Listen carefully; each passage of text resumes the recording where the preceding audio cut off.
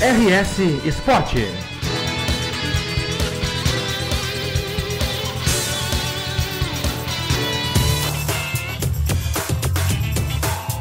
Amigos do RSSport.com, voltamos aqui da sala de coletivas de imprensa do Estádio Beira-Rio, né, onde realizam-se as coletivas de pós-jogo, né, e vamos voltar a comentar, né, a vitória do Internacional, suada, sofrida, na raça, com pouca técnica, né, em cima do Emelec, e com isso o Internacional chega a 6 pontos ganhos na tabela de classificação do grupo 4 da Libertadores.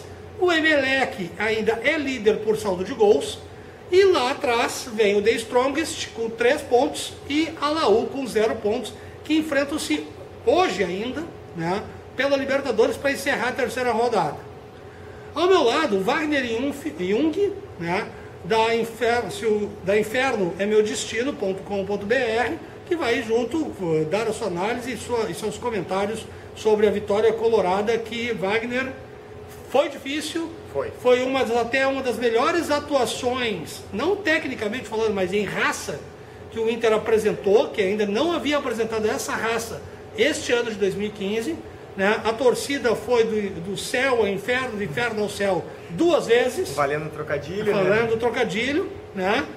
A torcida vaiou no primeiro tempo, o Internacional saiu perdendo, mas no segundo tempo a história foi diferente. Se um certo ex-dirigente do Internacional estivesse ainda comandando, ele diria que o Internacional perdeu, né, de 2-1, né, o primeiro tempo, e venceu de 2-1 o segundo.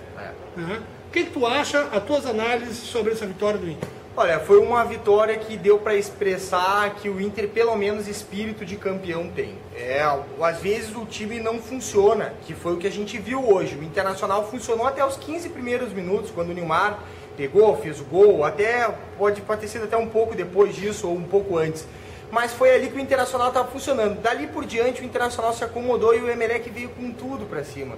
E o Inter, a palavra perfeita para nós que somos gaudérios aqui do Rio Grande do Sul, é se acabelou. O Internacional ficou com medo da pressão do Emelec e acabou cedendo no primeiro tempo o 2-1. Olha, a gente teve algumas coisas que a gente pode ressaltar. Eu acho que, para mim, o Fabrício não tem como ser lateral do Internacional, e muito menos o Léo. Mas hoje ele fez a sua melhor partida.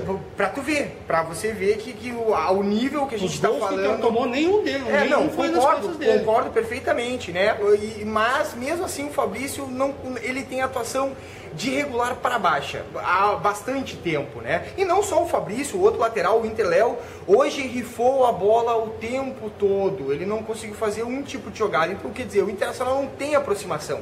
Aí depois, no segundo tempo, quando o D'Alessandro se machucou e entrou o Alex, que entrou hoje muito bem, quem sabe tá aí a função do Alex, o jogador de segundo tempo, para entrar e dar aquele pavorzão, aquele passe de bola mais refinado, aquela possibilidade de chute de fora da área que faz com que os zagueiros se aproximem e ele consiga tocar a bola. Categoria no gol dele, e categoria. O Alex joga muito, né? De agora. Eu não sei o que a diretoria do Internacional está esperando para renovar com esse jogador. Não tem, discutível. Agora você vê, se fosse em qualquer outro ele ainda é da geração campeã, né? E com certeza. E aí mais. 2 vezes, né? E o Alex, ele tem um espírito de grupo, né? Isso que é importante. Ele tá na de reserva. Eu não consigo ver o D'Alessandro, por exemplo, fazendo o que o Alex está fazendo. Tá na reserva. O Alex é o porta-voz das derrotas do Internacional. É só ele que fala. Verdade, verdade. E também, hoje, os méritos do Alex estão super, mas também a gente não viu o Sacha numa boa partida hoje, talvez tenha ficado um pouco sacrificado ali no canto. Também não dá para usar muita desculpa, ele não jogou bem. Agora o Nilmar, hoje o Nilmar a gente viu pelo menos uma pequena amostra da onde ele pode chegar, do potencial que tem esse jogador. O Nilmar hoje demonstrou velocidade, talvez não é aquela velocidade, mas é uma velocidade avançada para um jogador que joga de 9. Meteu um bom gol, um golaço, e a minha opinião foi um golaço. Ele tirou do zagueiro, botou do lado, quer dizer, foi uma boa partida do Nilmar. Então acho que esses são os pontos, ao meu ver, que o Internacional tem. Agora, a defesa tem que consertar. Em linha, não dá mais. Acho que ficou claro no segundo gol, uma tabela simples. E como é que tu conserta uma defesa que é em linha? Bom, existem 2 possibilidades, né? Ou tu adiantando ou recuando os laterais. Agora, se você tem 2 laterais que não sabem marcar, sabe quando que vai funcionar isso? Nunca. Então o Internacional tem que trabalhar muito esquema defensivo. Agora a gente vê que o Newton hoje fez boa partida juntamente com o Nico, 2 jogadores que trabalharam bem. O Newton, que vinha vindo mal, né? Lentidão, hoje ele deu carrinho, quer dizer, tá voltando, né? Ele vem de recuperação, etc. De repente, uma somatória do Newton, dá uma circulada ali, às vezes um zagueiro adianta, o Newton volta um pouco, isso aí pode dar uma... Claro que o Aguirre tem que treinar, não existe... Bola de defesa é treinamento, né? Esquema tático de defesa é treinamento. É repetição, é receber bola aérea, conseguir tirar bola, é receber bola pelas costas do Fabrício, ter sempre uma cobertura, bola nas costas do Léo, o Hever conseguir correr. Então acho que são esses fundamentos que o Internacional tem que conseguir. Mas olha, eu depois de hoje, vendo o Internacional jogando mal, que o Internacional estava jogando mal, fazer uma virada, olha meu camarada, você que nos escuta, nos vê aqui, eu acredito num título do Inter. Adotou o espírito Libertadores. Exatamente, o Internacional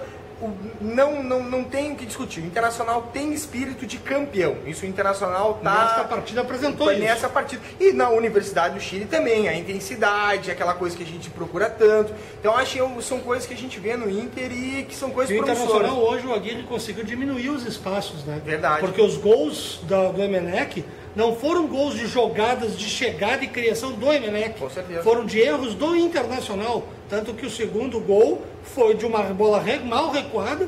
O cara saiu nas costas do jogador que ia receber a bola.